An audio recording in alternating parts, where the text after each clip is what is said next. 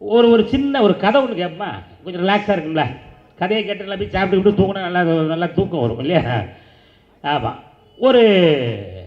ஒருத்தர் வந்து கடவுளை நோக்கி வேண்டியிருக்கார்.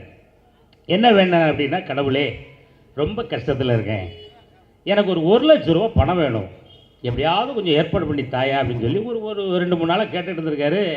கடவுளுக்கு திரும்பி கூட பார்க்கல.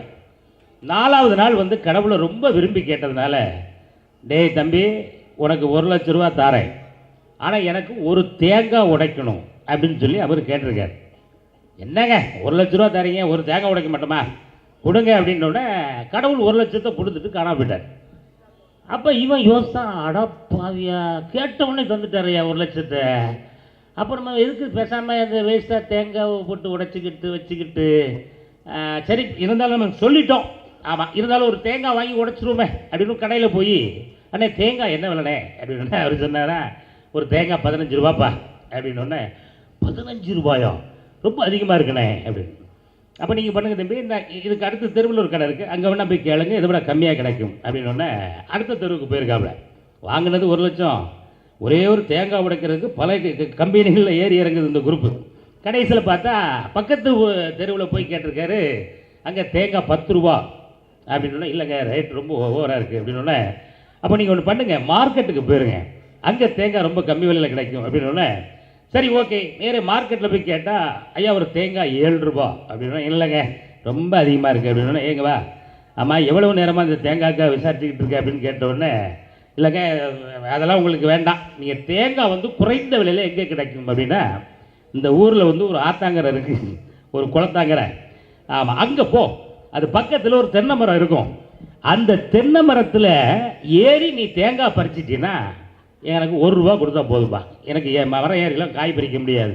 அப்படியா வெறும் 1 ரூபா தானா அப்படின்ட்டு கடவுள் கொடுத்த 1,00,000 இடுப்பில் ஏறி கட்டிக்கிட்டு நேராக அந்த மரத்தில், அந்த மரம் எப்படி இருந்திருக்கு அப்படின்னா, அந்த குளத்தாங்கரையை விட்டு நல்லா கீழே தண்ணி ஃபோர்ஸாக போயிட்டுருக்கு ஆற்றுல, அப்படி நேராக அந்த மரம் இப்படி ஏறி இப்படி இறங்கி இப்படி ஏறி இருக்கு அந்த தென்னை மரம்.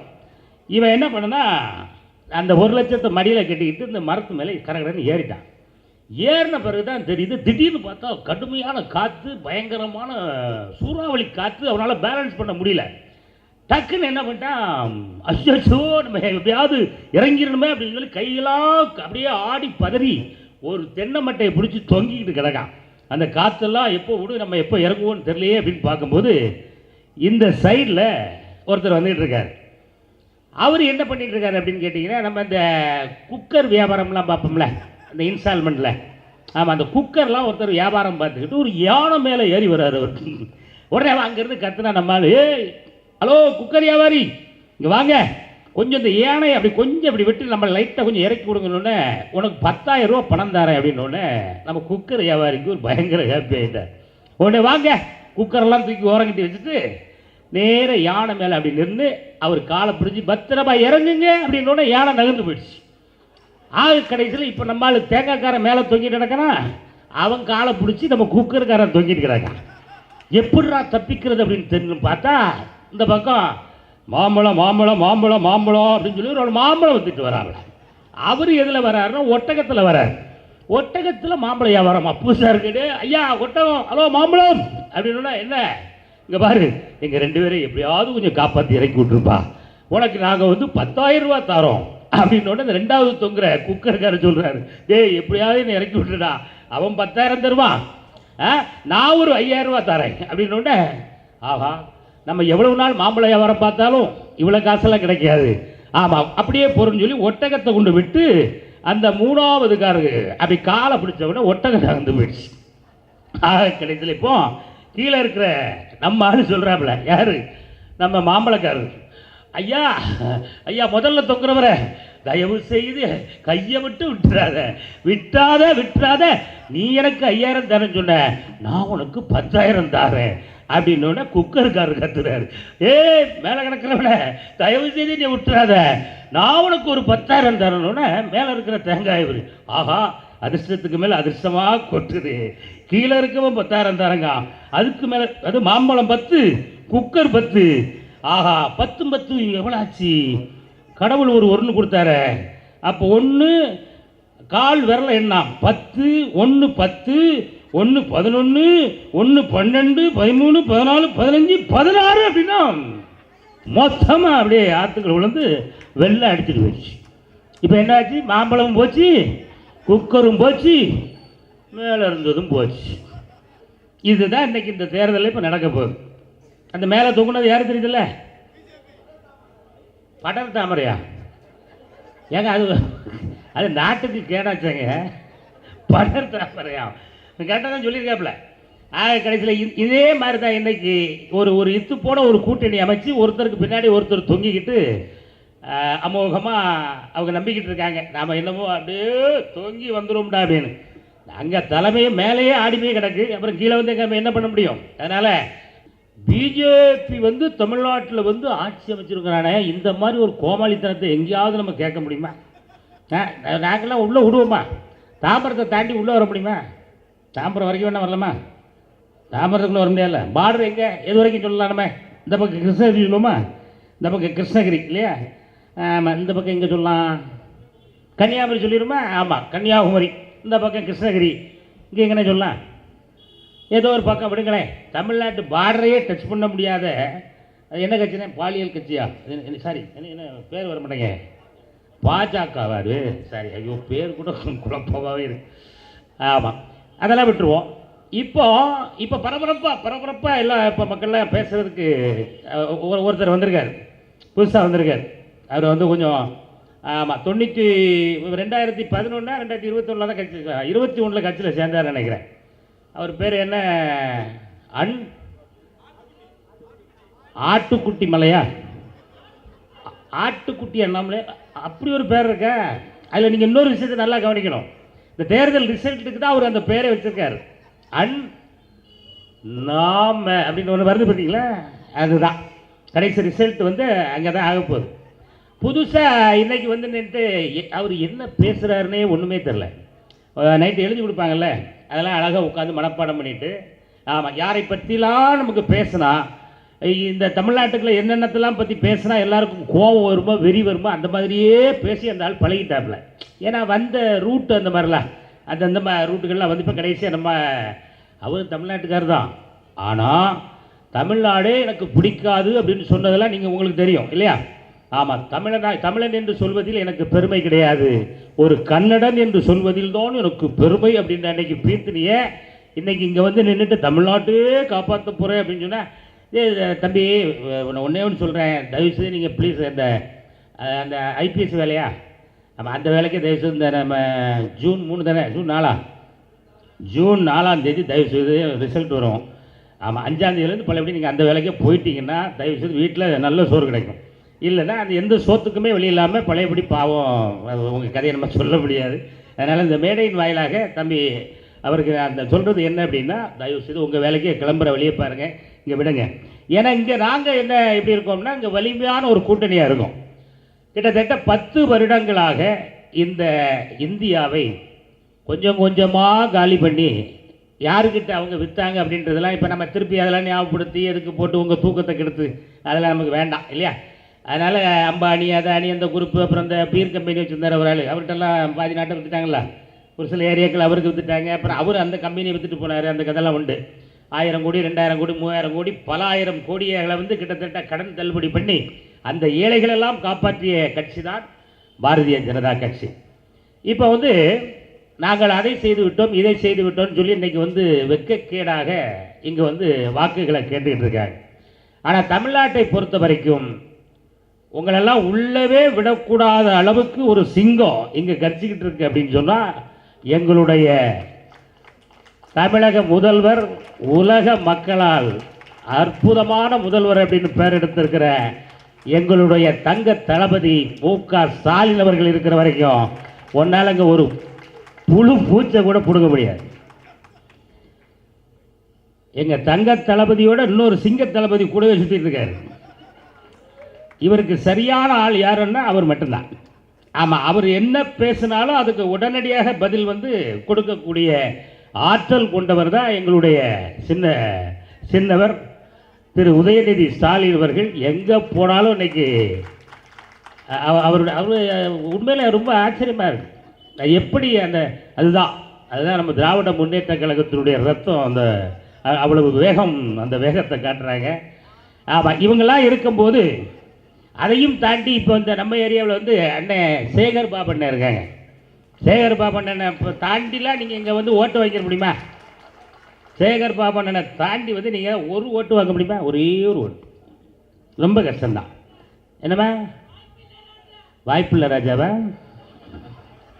ஆமாம், இந்த மாதிரி இப்போ அதெல்லாம் தாண்டி இப்போ நீங்களாக இருக்கீங்களே, நீங்களாம் அவ்வளோ சீக்கிரம் அவங்க நம்மகிட்ட ஓட்டு வாங்க விட்டுருவீங்களா? விட மாட்டீங்களே. இது துரத்தி அனுப்புவீங்க. ஆமாம், எங்கே கொண்டு துரத்தி விடுவீங்க? நாட்டை விட்டு கிளப்பிடுவோமா?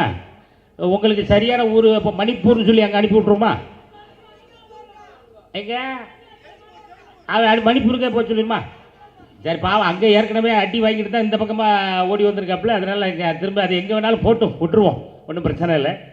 அதனால் சிங்கங்களுடைய கோட்டைகளுக்குள் உங்களால் எந்த ஒரு கொடியை நட்டவும் முடியாது, பிடுங்கவும் முடியாது. சரியா? அதனால் நீங்கள் அதை பற்றி நீங்கள் யோசிக்காதீங்க, பாவம் நைட்டு சாப்பிட விடாமல் ஏற்படுத்துறாதீங்க. சரியா? அதனால் ஒன்றும் ஜாலியாக இருங்க. நீங்களாம் யாரும் எதை பற்றியும் கவலைப்படாதீர்கள், எதை பற்றியும் ரொம்ப யோசிக்கணுங்கிற அவசியமே கிடையாது. ரிலாக்ஸாக இருங்க. ஆனால் அந்த விஷயத்தில் ரிலாக்ஸாக இருந்துடக்கூடாது. என்ன அப்படின்னா, மோடியை விரட்டி விடுறதை மட்டுமே நீங்கள் 24 மணி நேரமும் யோசனை பண்ணிக்கிட்டே இருக்கணும்.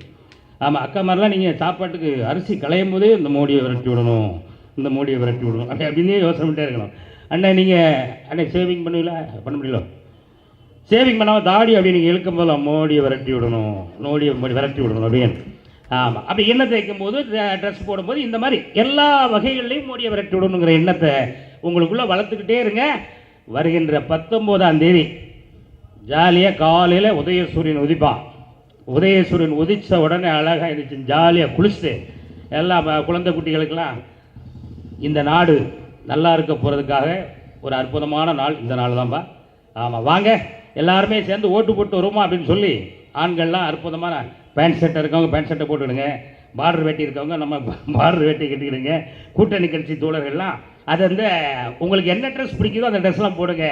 காலையில் இட்லி, சட்னி, சாம்பார், கேசரியோடு ஒரு அற்புதமான உணவு, அதை முடிச்சுட்டு பக்கத்தில் இருக்கிற உங்கள் வாக்குச்சாவடிகளுக்கு சென்று நீங்கள் மட்டும் போயிடக்கூடாது.